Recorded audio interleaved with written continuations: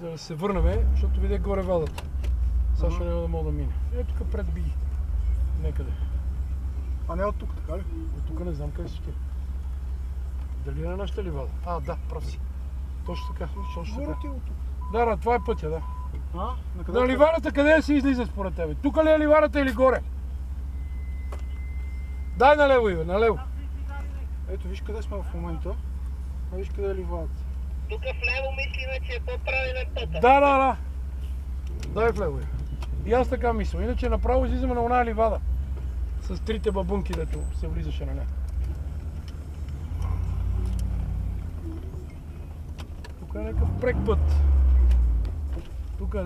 път. Ти бавни ли включи? Не, на газ да премина.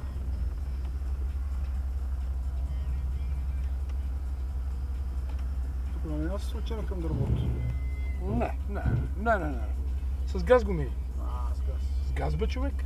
Тук много ще се наклониш иначе, дай му газ. Ето за тук ти казвам, трябва с газ. Да няма време да се наклони, разбираш? Това време винаги ще се намери. Време винаги, друг път. Е път. Това е част от трасето, да. Мога да има още някоя емоция. И натам е към ливадата пътя го видех. Тук може би ще излеем на оная вада, сечената. Защото пътя, по който дойдохме, тук е някъде над нас. Ела си го гледам на навигацията ми излиза. Виж къде сме минали, къде е пътя. Така, пред нас. Къде отиваме? Той е пред нас точно. Пред нас там горе. Да. Точно така.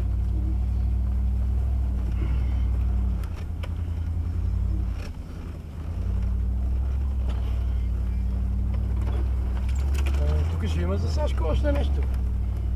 Тук къде е пред нас точно. Не мога да няма и там има за Сашко. Сашо, има още радост за тебе, бе. Тук ще е интересно. Какво казваш? Още бая радост има за тебе. Тук финалните 100 метра са бахти красотата антиносорог.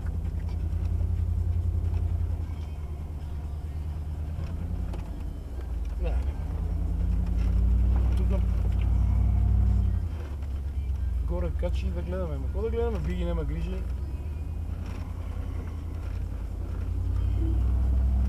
Супер трасенци. Да. Това си ми измаса. Направо си. Тук е гледката отзад, едно се прибира от война през унищожените полета. Тук пред нас е рова. Знаеш ли рова? Къде е? Него е рова.